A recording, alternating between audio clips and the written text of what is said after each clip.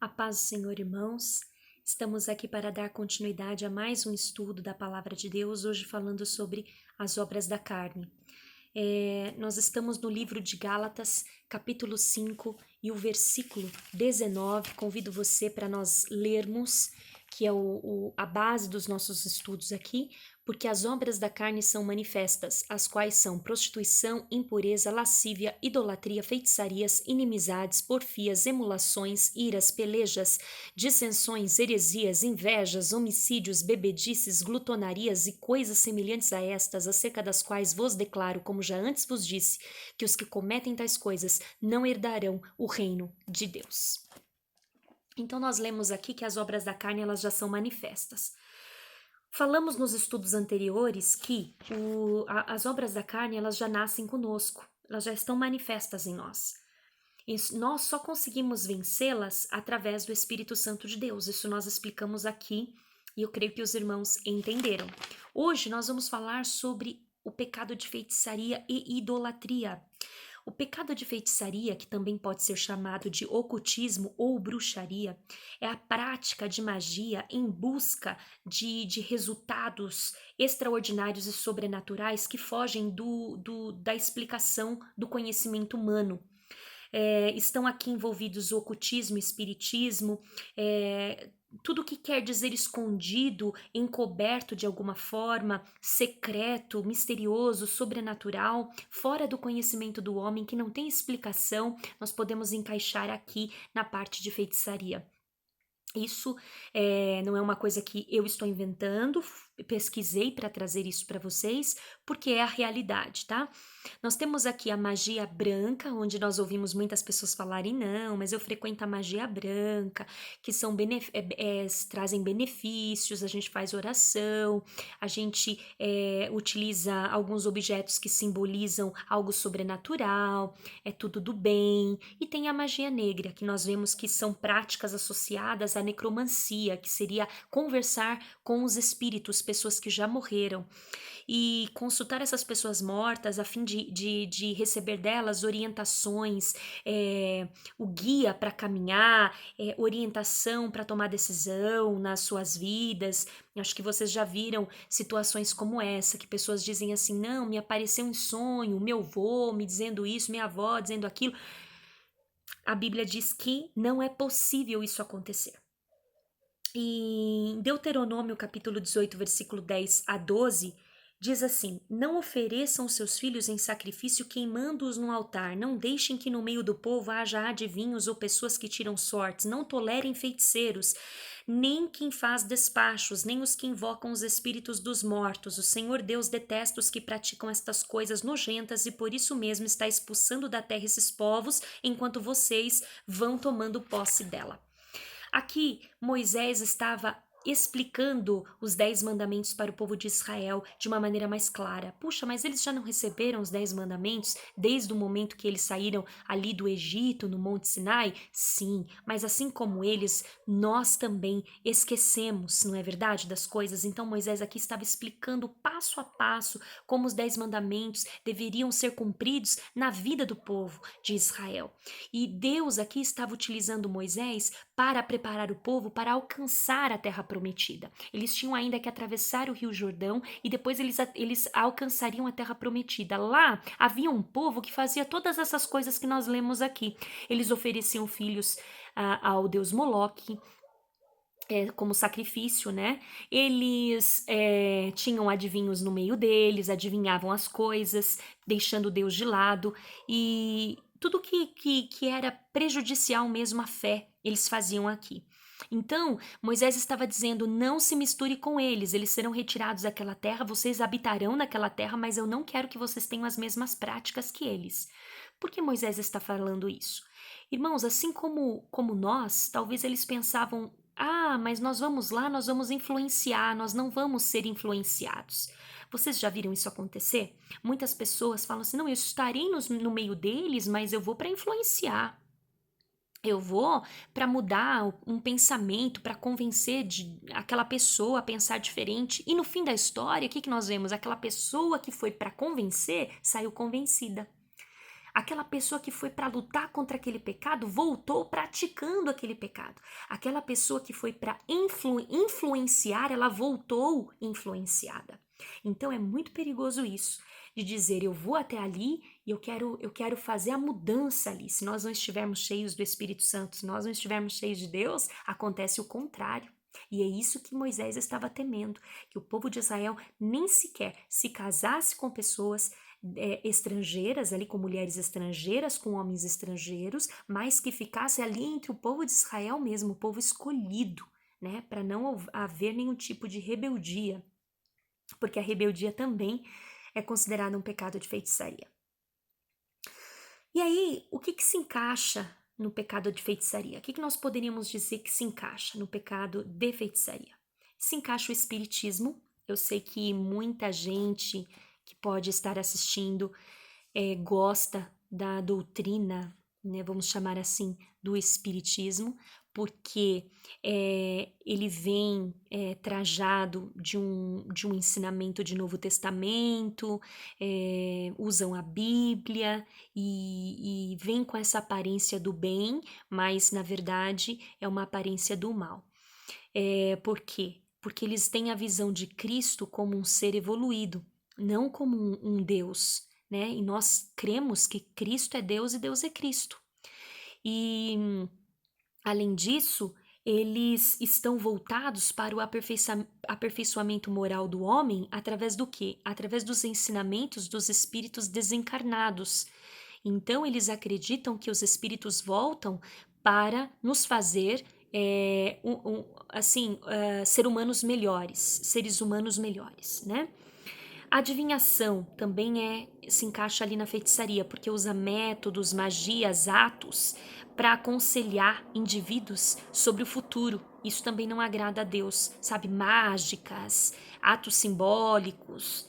E também a astrologia, onde as pessoas dizem que através dos astros, do sistema solar, é possível influenciar as pessoas, é possível determinar algumas características de personalidade, algumas características psicológicas, através de signos, através de constelações, através de horóscopos. Nós vemos que muitas pessoas hoje, elas se baseiam, elas se norteiam por signos e por horóscopos, pessoas que não saem das suas camas sem antes lerem o que está acontecendo no seu universo astral, até mesmo dizem, eu estou vivendo o inferno astral, essas coisas, e baseiam a sua vida nesse tipo de regimento, né? Regimento de signos. E tomam decisões em cima do conselho do dia, né? Da previsão do dia, digamos assim. Tem pessoas também que são norteadas pela numerologia, onde elas dizem que os números acabam trazendo verdades sobre o futuro, algumas verdades sobre o futuro. Isso quer dizer quantos nomes você tem quantas letras você tem no seu nome, qual a data do seu nascimento, e aí eles começam a tirar algumas conclusões sobre o seu futuro e destino. Temos também a quiromancia, que apesar de ser um nome estranho, é uma prática muito conhecida e antiga, que é a leitura de mãos, onde nós tivemos a oportunidade de ver os ciganos, né, em muitas cidades, fazendo a leitura de mãos. Eles dizem que as nossas mãos possuem aqui os sinais, esses sinais aqui, essas linhas, que determinam as tendências, que determinam o futuro das nossas vidas. Então, acaba se pagando para a leitura de mãos, né? E o tarô, que é um jogo de cartas, né? Cartas esotéricas, na verdade, com símbolos a fim de prever o futuro, e a psicografia, que são os médiums que escrevem mensagens ditadas pelos espíritos, né? Então, essas pessoas, elas são como mediadoras, na verdade, né, dos espíritos. Os espíritos desencarnados passam as mensagens para esses médiums e eles passam para a Terra, para que essas pessoas possam ser seres humanos melhores, tomar decisões melhores e assim por diante. Deus condena essas práticas de qualquer forma, não importa se é astrologia, não importa se é numerologia, não importa se é o espiritismo, não importa se é um simples signo ou horóscopo, Deus condena essa prática. Deus condena, inclusive, essa vontade do ser humano de ter o domínio de tudo. sabe? Ter o domínio da sua vida, ter essa presunção de se achar dono do amanhã, de poder ter, de ter a sensação de poder mudar o que vai acontecer amanhã. Deus detesta esse tipo de atitude, de querer saber, de querer mudar, de querer ser mais do que Ele, porque Ele é o único que tem o poder sobre o universo, sobre as nossas vidas, sobre as decisões, sobre daqui 2 minutos o que vai acontecer. Somente Ele. Então, essa sensação de querer ser semideus também acarreta a ira de Deus sobre as vidas dos seres humanos. Como povo de Deus, nós devemos ouvir somente a voz de Deus. Através do quê? Através da sua palavra, através dos profetas que ele deixou. E aqui, vamos abrir um parênteses bem grandão na palavra profetas. O que nós podemos dizer? Muitos profetas hoje estão agindo, né, com sinceridade, outros nem tanto. Como nós vamos descobrir isso? O Senhor nos ensina através da sua palavra que existem duas coisas, assim, uma só peneira, né? Na verdade, vamos falar duas peneiras, né? A primeira peneira é a vida do profeta, né? Como ele está diante de Deus, se ele tem fruto do Espírito, né? E se ele anda no Espírito, né? E a segunda peneira seria se o que ele fala realmente se cumpre. É simples assim, a avaliação que nós fazemos do profeta. E Deus ensinou esse tipo de avaliação para o povo de Israel, para que a ira dele não se acendesse da forma como se acendeu várias e várias vezes por causa da desobediência e rebeldia. Quando o homem prefere essas coisas que eu acabei de ler do que ouvir a voz de Deus, ele, em outras palavras, está dizendo que ele prefere ouvir demônios ao invés de ouvir a voz de Deus. E em Levítico capítulo 19, versículo 31, Deus diz: não recorram aos médiuns, nem busquem a quem consulta espíritos, pois vocês serão contaminados por ele. Eu sou o Senhor, o Deus de vocês. Ou seja, eu sou suficiente para vocês. Eu tenho a resposta do amanhã para vocês. O que vai acontecer daqui 2 minutos eu também sei. Não recorram a esses médiuns, a esses espíritos, porque eles não sabem o que estão dizendo. Eu determino, eu conduzo, eu conheço, eu mudo as coisas de lugar quando eu quero. Eu faço o que eu quero, a hora que eu quero. Em Levítico 20, versículo 6, o Senhor diz mais ainda, ele diz: voltarei o meu rosto contra quem consulta os espíritos e contra quem procura médiuns para segui-los, prostituindo-se com eles, eu o eliminarei do meio do seu povo. Quando aqui o Senhor fala, voltarei o meu rosto contra quem consulta espíritos, não é uma figura de linguagem, não é um eufemismo, sabe, irmãos? Aqui está falando, eu voltarei o meu rosto, ou seja, eu não ouvirei as orações, eu não ouvirei as preces de quem faz isso, eu simplesmente vou me voltar contra essas pessoas, eu não vou responder essas pessoas. E nós temos um exemplo disso. Em 1 Samuel capítulo 28, versículo 11 a seguir, nós vamos ver um acontecimento bárbaro do que é ter Deus com o rosto voltado contra, sabe? Nós vamos ver a história do rei Saul. O rei Saul, ele foi um rei que tinha tudo para dar certo. Ele tinha as características, mas ele por várias vezes ele deixou a vaidade, a presunção tomar conta, o orgulho, a vontade de ser mais. Ele deixou isso tomar conta. Achar que as decisões dele eram melhores do que as decisões de Deus. As opiniões dele, os achismos dele eram melhores do que as opiniões de Deus. Então, nesse capítulo 28, nós vamos ver uma situação que Saul está cercado, está prestes a ser atacado pelo exército filisteu, ele está com medo, ele está desesperado e ele recorre, ele desce o nível e ele recorre a uma coisa que jamais deveria ter acontecido, como servo de Deus que um dia ele foi, né? Como ungido de Deus que um dia ele foi.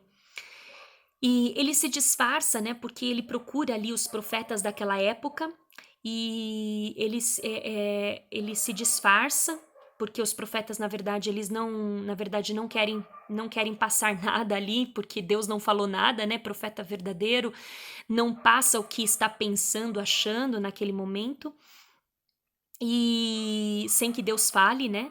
E aí ele, cansado de procurar esses profetas e também esperar aí sonhos, uma orientação por sonho que não aconteceu, ele passa então a procurar o nível mais baixo, que é o quê? A feitiçaria. Então ele mesmo, que no começo do reinado pediu para que todos os feiticeiros fossem expulsos, fossem destruídos, agora vai atrás de uma feiticeira na cidade de Endor, onde ele vai disfarçado, né? E com dois outros servos para ouvir o conselho dessa feiticeira. O que ele faz? Ele vai até a cidade de Endor à noite e procura essa feiticeira. Já na entrada da casa dela, ela começa a dizer: olha, eu sou feiticeira, mas não sei se você sabe, o rei Saul, ele pediu para que todos os feiticeiros fossem destruídos da face da terra, e eu sobrei aqui, né? E aí Saul começa a jurar. Ela não sabe que ele é Saul. Então ele começa a jurar para ela, dizendo assim: eu juro que nada vai acontecer de mal para você. Eu juro por Deus. Jurou pelo Senhor, olha, versículo 10. Então aqui ele já comete um outro pecado, que é jurar pelo nome do Senhor, numa causa que o Senhor nem estava, né? O Senhor não aprova, né? E aí a mulher, ela pergunta: a quem te farei subir? Né? Quem você quer que suba para falar com você? E ali ele fala que ele gostaria de de conversar com Samuel. Ali a mulher, ela começa a invocar, né, o espírito de Samuel, e a Bíblia fala que Samuel, o suposto Samuel, sobe da terra, né, e ela grita assustada. E aí na hora que ela vê Samuel, ela descobre também que aquele homem que está diante dela é Saul, ou seja, nada mais nada menos o rei que mandou a destruição dos feiticeiros, e ela se desespera. E ele fala: não, eu não quero que você tenha medo, apenas fale para mim o que esse homem está falando para você. E aí começa uma conversa. Começa uma conversa, o espírito falando com ela passando para Saul, Saul mandando perguntar para Samuel e assim por diante. E ali, essa figura, ela fala, né, que é um homem ancião que está envolto numa capa que sobe e tal. E, e ele se inclina o rosto, né, em terra para adorar, né, para se prostrar, na verdade, né, irmãos, como respeito no suposto Samuel. Porém, não há nenhum indício que aqui realmente seja Samuel. Porque subiu da terra já não é um bom sinal. Muita gente fala assim: não, mas eu vou no espiritismo porque é bíblico. Aqui nós vemos que o espírito de Samuel voltou para falar com Saul. Não era Samuel, irmãos. Eu posso dizer para vocês que Satanás também pode se mostrar como espírito de luz.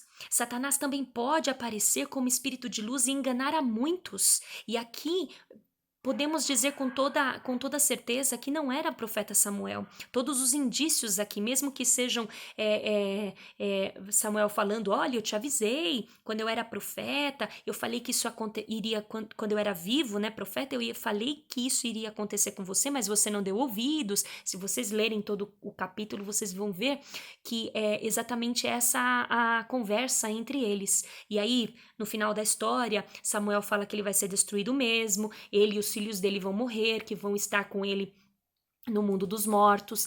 Aí Saul se desespera, rasga suas vestes, cai no chão e assim por diante. E depois vocês leem o capítulo 28 com calma e vocês vão ver todo o acontecimento, e se prenda nos detalhes, porque nos detalhes existem muitas informações. E aqui não foi o profeta Samuel, simplesmente isso. Não foi o profeta Samuel que subiu para falar. Primeiro que nós esperamos que o profeta Samuel esteja dormindo o sono dos justos, né? E jamais subiria, né? E sim, talvez alguma coisa que viesse de cima para falar e com Saul naquele momento. Mas, infelizmente, Samuel não apareceu naquele momento ali, né? Saul imaginou que fosse.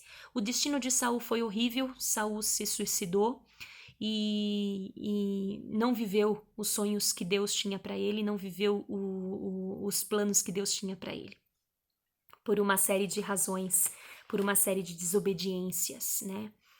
E por que que feitiçaria ela está totalmente ligada à idolatria? Porque idolatria é tudo que toma o lugar de Deus na nossa vida. Todas as coisas que tomam o lugar de Deus na nossa vida torna-se uma idolatria. O que é idolatria? É você adorar, é você se prostrar, é você fazer preces, né? É você colocar a sua esperança naquele objeto, naquela imagem de escultura, enfim. E quando você coloca a sua esperança num ato de feitiçaria, numa magia, numa astrologia, numa numerologia, numa macumba, num despacho, numa magia negra, numa leitura de mãos, num espiritismo, ou que apareceu para você uma pessoa que já morreu, quando você coloca a sua esperança, deixa para tomar atitudes em cima disso, você está também fazendo um ato de idolatria. Idolatria, Deus abomina não só quem idolatra, mas quem fabrica os ídolos, né? Então, nós não estamos falando só das imagens de escultura, que a Bíblia diz claramente que não falam, que não andam. Nós vamos até ler aqui, ó, Salmos, capítulo 115, apenas para vocês lerem. Tem na Bíblia de todos esse salmo, tá? Salmo 115. É um salmo maravilhoso, um salmo que nos ensina muitas coisas. E eu não vou ler todos, tá? Todos os versículos. Mas eu vou ler aqui, ó. Os ídolos, versículo 4, os ídolos deles são prata e ouro, obra das mãos dos homens. Têm boca, mas não falam. Têm olhos, mas não veem. Têm ouvidos, mas não ouvem. Nariz têm, mas não cheiram. Têm mãos, mas não apalpam. Têm pés, mas não andam. Nem som algum sai da sua garganta. Tornem-se semelhantes a eles os que o fazem e todos os que neles confiam. Então, não somente quem adora, mas quem fabrica o ídolo também é condenado pelo Senhor. E também fere os 10 mandamentos, né? Quando o Senhor diz: não construirás imagens de escultura, não terás outro Deus além de mim. Em Isaías, capítulo 44, tem uma parte aqui que fala muito, é interessante a gente ler. Versículo 10 diz assim: quem forma um Deus, esse Deus aqui está com letra minúscula. Quem forma um Deus e funde uma imagem de escultura que é de nenhum préstimo, ou seja, de nenhum valor, eis que todos os seus seguidores ficarão confundidos, pois os mesmos artífices são dentre os homens. Ajuntem-se todos e levantem-se, assombrar-se-ão e serão juntamente confundidos. O ferreiro faz o machado e trabalha nas brasas e a forma com martelos e o lavra com a força do seu braço. Ele tem fome e a sua força falta e não bebe água e desfalece. O carpinteiro estende a régua e emprega a almagra e aplaina com o cepilho e marca com o compasso e faz o seu Deus à semelhança de um homem, segundo a forma de um homem, para ficar em casa. Tomou para si cedros, ou toma um cipreste ou um carvalho e esforça-se com as árvores do bosque, contra as árvores do bosque, planta um olmeiro e a chuva o faz crescer. Então servirão ao homem para queimar, com isso se aquenta e coze o pão. Também faz um Deus e se prostra diante dele, fabrica uma imagem de escultura e ajoelha diante dela. Temos muito mais versículos, né? E em 1 João, capítulo 5, versículo 21, e Coríntios e Novo Testamento, nós temos apenas uma ordem. Foge da idolatria. Foge dos ídolos. Mas aí você, meu amigo cristão, meu amigo crente, né, que está ouvindo essa palavra, está pensando, olhou aí na sua casa, olhou nas suas paredes e você não encontrou nenhuma imagem de escultura. Você não encontrou nenhum pingente, né? Você ouviu falar de feitiçaria e você olhou para os seus braços agora e você não viu nenhum pingente, numa pulseira de pimentinha, né? Um olhinho grego para espantar mal olhado, né? Aquelas pimentinhas vermelhas para espantar a inveja. Você falou, puxa, mas eu não uso nada disso. Você olhou no seu quintal e você viu que você não tem espada de São Jorge, você não faz simpatia, né? Você não usa os métodos antigos aí de simpatia para alcançar algumas dádivas divinas, né? E você chegou à conclusão que essa palavra não é para você. Você chegou à conclusão que você não é praticante de feitiçaria e você também não é um idólatra. A palavra do Senhor nos diz que a idolatria ela não é só consistida em imagens de escultura ou nos pingentes que eu acabei de falar ou nas práticas que eu acabei de dizer. A idolatria ela é formada no nosso coração. Existe uma fábrica dentro de nós e é uma fábrica de ídolos que é o nosso coração. O nosso coração ele idolatra naturalmente as coisas, as pessoas e muitas vezes nós somos idólatras e não sabemos. Muitas vezes nós colocamos no centro da nossa vida algumas coisas que Deus deveria ocupar o lugar, quando Ele não ocupa, né? E nós podemos listar aqui uma série de ídolos que poderíamos ficar falando aqui por horas, né? Vocês podem até me ajudar aí de casa. Vocês podem até ajudar na reflexão de vocês mesmos sobre os ídolos que podem estar ocupando o lugar de Deus na sua vida, na minha vida.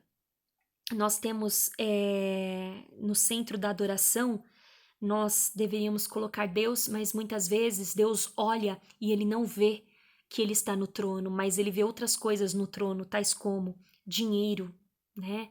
Muita gente vive em função do dinheiro, vive em função de trabalho, né? Vive em função do poder, da honra, dos aplausos, da vaidade. Essa vaidade aqui não é a vaidade que muita gente diz, porque você pode ser uma pessoa que se veste mal, mas o seu coração é vaidoso, né? O seu coração é ambicioso, o seu coração é orgulhoso. Então essa vaidade aqui ela vai muito além do que um dia você aprendeu o que é vaidade, né? Às vezes Deus olha no seu coração e ele não encontra a palavra dele, mas ele encontra pessoas. Ele vai encontrar no seu coração o seu marido, né? Ele vai encontrar no seu coração a sua esposa, ele vai encontrar no seu coração os seus filhos, ele vai encontrar no seu coração a posição social, ele vai encontrar no seu coração a igreja, ele vai encontrar no seu coração a política, ele vai encontrar no seu coração o seu trabalho, ele vai encontrar no seu coração as regras que você acaba seguindo mais que tudo, mais do que adoração a Deus. Ele vai encontrar no seu coração o seu ministério como ídolo. Ele pode encontrar no seu coração também comida. Ele pode encontrar no seu coração as criaturas e não o Criador. Como isso? Ele pode encontrar no seu coração uma adoração extrema ao sol, à estrela, à lua. Ele pode encontrar no seu coração coisas, posses. E o nosso coração, por isso que o nosso coração é enganoso, ele fabrica esses ídolos. Então, ao final desse estudo, que nós possamos avaliar o nosso coração, que nós possamos avaliar a nossa adoração a Deus, como ela está sendo feita, que nós possamos também avaliar se ainda restam alguns resquícios de feitiçaria na nossa vida, né? De repente ainda estamos presos em algumas práticas do passado, em algumas superstições, né? Em algumas maldições, estamos ainda presos em alguns ditados antigos, e o Senhor veio para nos trazer vida, veio para nos trazer libertação, veio para definitivamente nos tirar da terra do Egito, né? E que nós não deixemos que as coisas, as práticas do Egito nos acompanhem, que nós não deixemos as práticas de outras pessoas,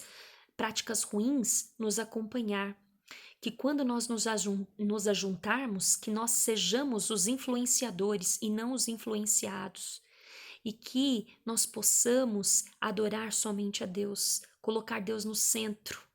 É isso que Ele quer de nós. Que Deus abençoe vocês e que o Espírito Santo de Deus continue falando mais e mais forte no coração de vocês. Até o próximo estudo. Um grande abraço.